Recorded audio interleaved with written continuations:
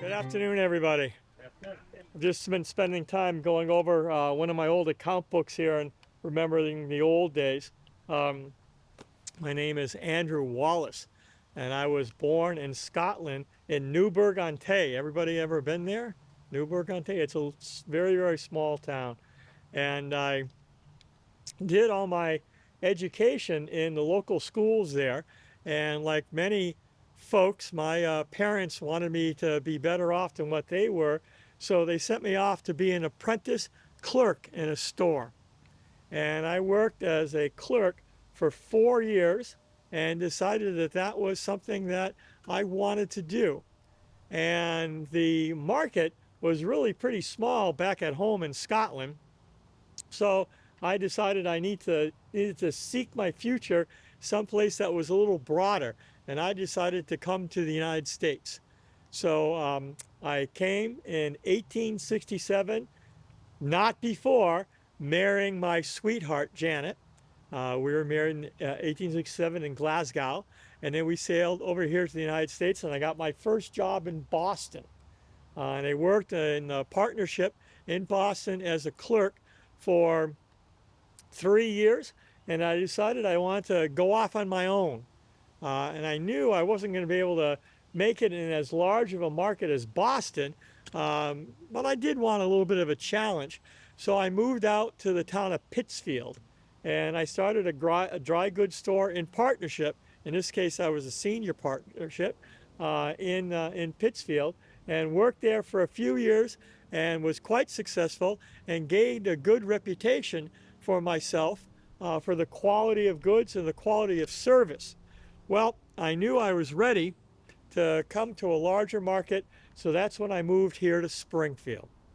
And in 1874, I went into partnership with Alexander Forbes. You might have heard of Forbes and Wallace, our company. Well, Mr. Forbes and I opened up a store on Main and Vernon Street, and it was 8 stories tall.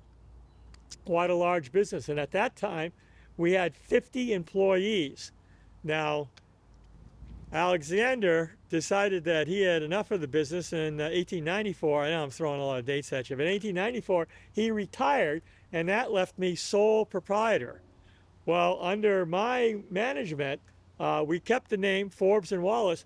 We expanded from that one 8-story building to 6 buildings. We took up an entire block in downtown Springfield. At that time, we had 1,000 employees. So we went from 50 when we first started to 1,000 in 1901, just after my partner retired from the company. Well, my first wife unfortunately passed away before that in the 1880s. I needed a new companion, and I met a very lovely girl, Medora. Isn't that quite a great name? I understand it's Greek. It means gift of the mother. So I married Medora Valley. Now, Valleys were a good family here in town, very well established. And we bought a house here on Maple Street that had been built for an old merchant of hardware. He was a hardware store merchant. And it wasn't quite in the modern taste. It had been built in Gothic revival form. So Medora and I ended up hiring a local architect, and we spent $30,000 remodeling it. Now, I'll also have you know that I'm quite a driver. I like the horses. And I spent $30,000 remodeling the house. I don't know if she ever found out. I spent $10,000 building a stable for myself on the land. And we did quite a lot of driving with the carriage and so forth throughout town. Well, once we were established at home, I was very happy inviting folks to visit. I was an art collector. We traveled in England and on the continent quite a bit. Was involved with the community here in town. I was a director of the Springfield Safety Deposit Box and Saving Corporation. I was a director of the United Electric Corporation. I was director of Massachusetts Mutual Life Insurance Company. I also was the head of a consolidated dry good merchants of New York City. And my company became so large that we opened offices in Manchester, England, and Paris, France. Did pretty well for ourselves. Settling here in town, I had 6 children. You see most of them that are buried around me here today. Unfortunately, my daughters here in the back died. One when she was 1, one she was just 2 years old. They died. They're quite young. And 2 of my sons followed me in the business.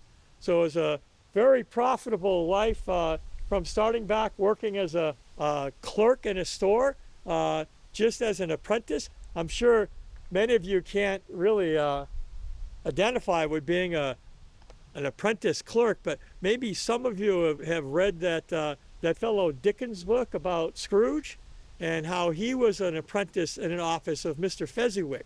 And my office back in Scotland, or the office I apprenticed in, was kind of like that. It was a good time for those of us that worked there.